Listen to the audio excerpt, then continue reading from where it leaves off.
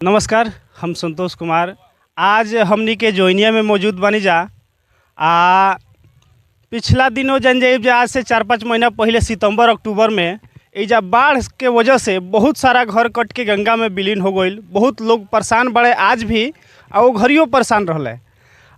जन एजा ठोकर पास भइल बा, ठोकर के राशि रुआ के ऊपर चल के बोर्ड पे दिखाई जा।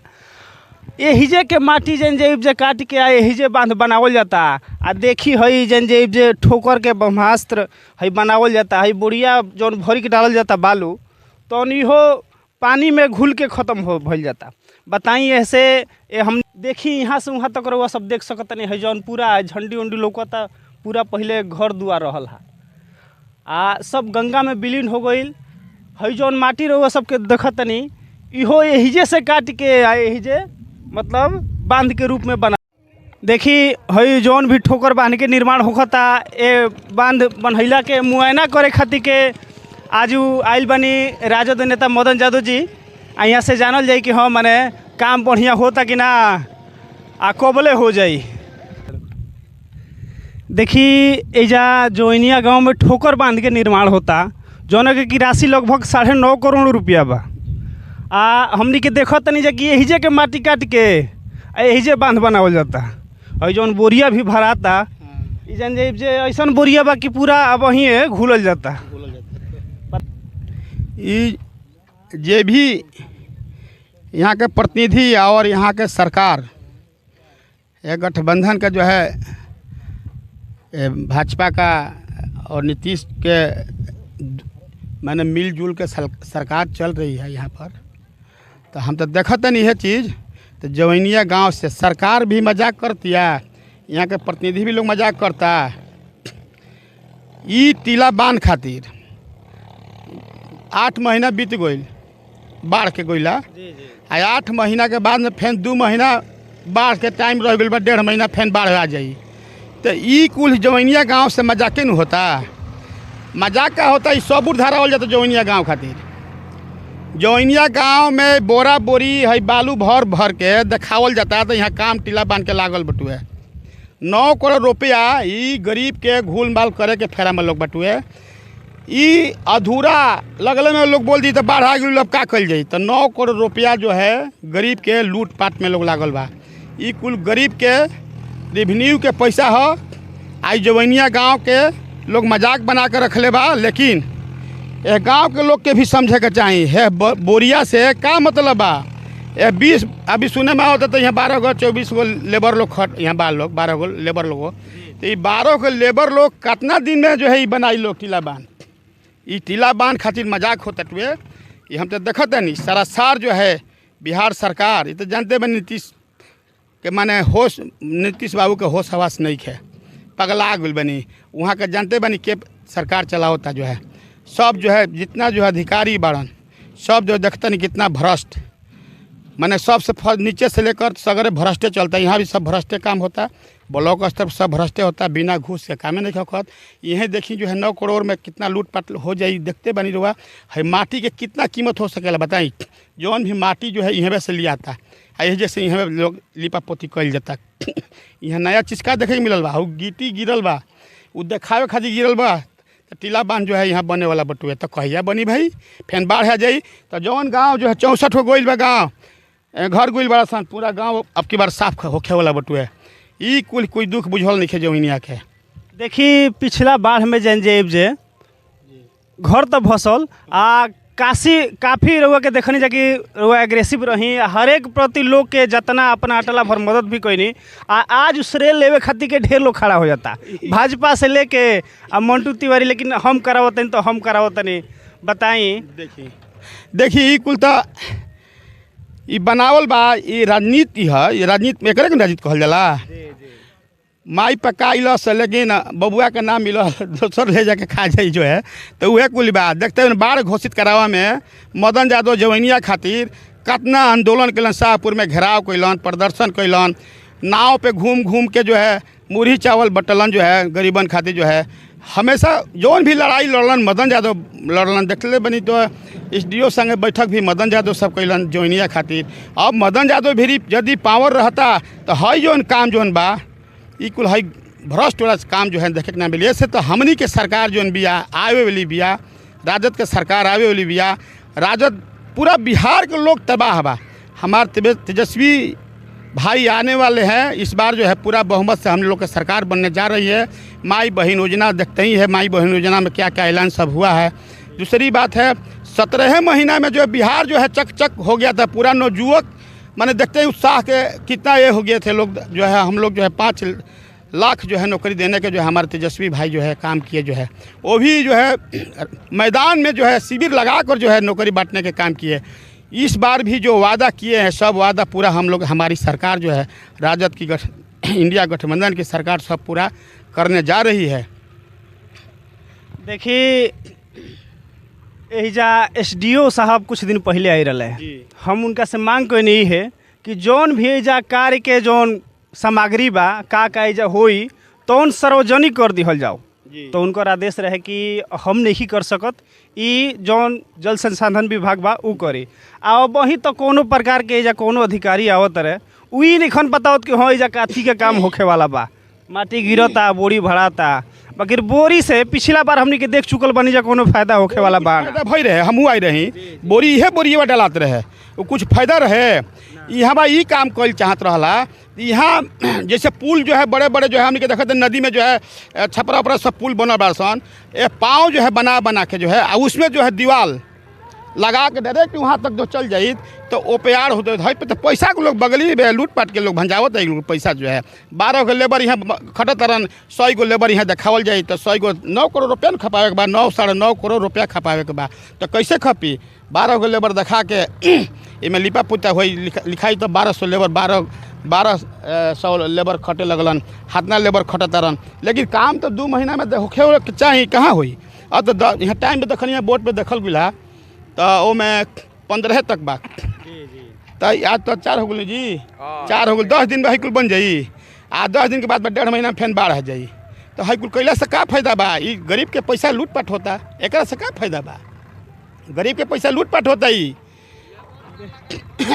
हम तो कहब तो जवैनिया गाँव जोन बा एह पे जो है एकदम एकजुट होके जवैनिया गाँव एक पर एग्री हो जाए तो ई कुल हाई कुल लूटपाट होखता। फेन काम बंद होखे वाला बा 15-1 महीना में, ये बंद हो जाई, ऐसे ही रह जाई। फेन बाढ़ आ जाई, मटिया जोन भराइल फेन चल जाई। इतना जल्दी फेन हो जाई काम थोड़े ही। देखिए एजा पैसा लुटा जाई। एजा के ग्रामीण जनता के विचार बा कि जौन भी काम होता उ सार्वजनिक कर दिहल जाओ। बोर्ड लगा सरकार के काम होता, कितना करोड़ के बटुए, के ठेकेदार बटुए, के करावता, के करा निधि से होता, का मटेरियल बा, का उमें जो स्कीम आइल बटुए कुछ सब सार्वजनिक किया जाए जवैनिया के लोगों खातिर, बिहार के लोग के भी देखावल जाए। ऐसे तो प्रोजेक्ट जो बटुए 9 साढ़े 9 करोड़ रुपया के बा, तो देखावे के पड़ी। आ ना पड़ी तो आंदोलन करी जवैनिया के गाँव। जवैनिया गाँव फिर बाढ़ में जाए वाला बटुए, फिर वही पेट के गंगा जी के पेट में चल जाए वाला बटुए। ऐसे तो 1.5 महीना के बाद फिर बढ़ आई तो काहे खातिर होता है, ये मजाक बनावल जाता है कुल जवैनिया के लोग खातिर। देखिए एजा के लोग के देखावे खातिर ठोकर तो बनाता, बाकी अब वहीं तक अंदर में एक गाँव के प्रति संतुष्टि नहीं है कि हाँ भाई हमनी के बाँचब। कैसे लोग संतुष्टि भाई देखता 1.5 महीना बढ़वे आ जाई, आई मटिया फेन वही में जाई। और बोलुआ देखते कैसे दहता, बोरिंग भरल बा, जब देखी घुलाता सब घुलता। हुआ तनी कैमरा करी देखी कैसे घुलता कि ना। तो फायदा क्या बटुए, यहाँ कुछ फायदा नहीं है, लूटपाट बटुए बस। हम तो यह देखत नहीं, यहाँ कोई पूछे वाला बा ना। एक आदमी हमारे प्रतिनिधि साहब कहत नहीं तो कितना लोग नेता आइल गोल जो है हमारे से भइल, तो हमारे से भइल कहाँ में भइल देखा दे भाई, बना के तब न भइल। लगल 2 महीना में यो मटिया बलुआ भराइल है, इहो चल जाई गंगा जी में। ये कुछ ना बाची, रोवा सब साथ जोड़ी बा, ये कुछ बाची ना।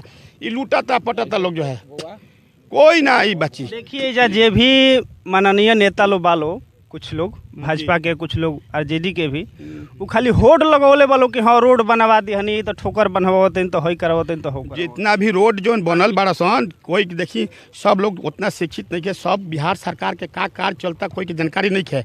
ये सब आरओ विभाग के, बिहार सरकार के जितना भी रोड बनल है सन, ये निधि के पैसा से कोई के ना हो रोड, माने कोई प्रतिनिधि के ना हो। मान ली हम ही विधायक बन जाइए, लिख पढ़ के हम सरकार के देहब, लेकिन सरकार के पैसा हमारा भी ना। वो एगो स्कीम बटुए विभाग बा, जल संसाधन एक जल संसाधन विभाग बा, जैसे आरओ विभाग बा रोड के।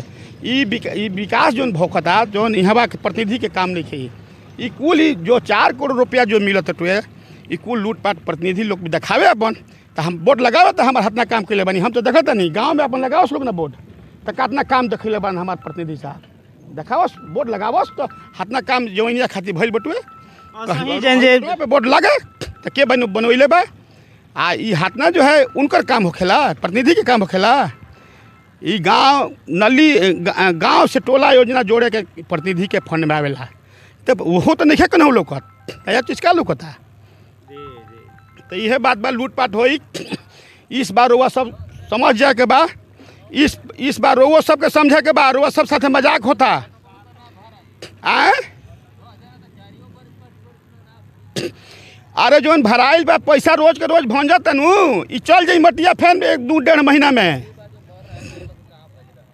सब इहो मिली कि ना मिली के जानता ठेकेदार लोग यहाँ के प्रतिनिधि लोग यहाँ के जो है अधिकारी लोग सब यही में लूटपाट होती है होखो ई कुल कोई क्या देखे वाला बा हम तो कहब तो कुल सब रोआ सब नहीं टोकी जा भले हमारा ना बनी हमनी का तो सही बर्बाद बोल ही बनी जाए हमनी के कुछ जरूरत नहीं है लूटपाट करवावे के गरीब के पैसा लुटाता ये गरीब के पैसा लुटाता ऐसा कुछ फायदा नहीं है रोआ सब सोचो तो हमारे सेफ हो गई सेफ कहाँ होके के बाद 1.5-2 महीना फिर बाढ़ आई खत्म हो जाई बताई रहो सब एजे गांव के बनी वही गांव के नो हमनी के तो नौरंगा के हई जे लो बाल बच्चा का दुनिया सब एक ही बा हां बा का लागत है ठोकर बनहला से गांव बच सकेला कमे उम्मीद बा अब हेने तो मानतन जे हेने से जब ना बनाई तो भातना दूर से बनहला से तई ना होई तो दवाइए दी है आ वो देखत नहीं कि खाली बुढ़िया डालता बुढ़िया से बाची गांव ढलैया तो होता कुछ तीन टांगा डाली लो अच्छा हाँ 3 टांगा अब तो का कुछ आस लागता कि गंगा जी रुक जी हैं ए पे असंभव है रुकल यह तो सीमेंट वाली बढ़िया हम देखनी है अल्ट्राटेक के बढ़िया बिया एक के डालल जाता पहले सुने में आ रहा कि चाइनीज बढ़िया डलाई आई अल्ट्राटेक बढ़िया अभी देख के आवत नहीं नीचवा गोई रहनी है हां तैसे होई तो ओमे कहता माटी और बहिए दहाइल जाता आधा बढ़िया हो जाता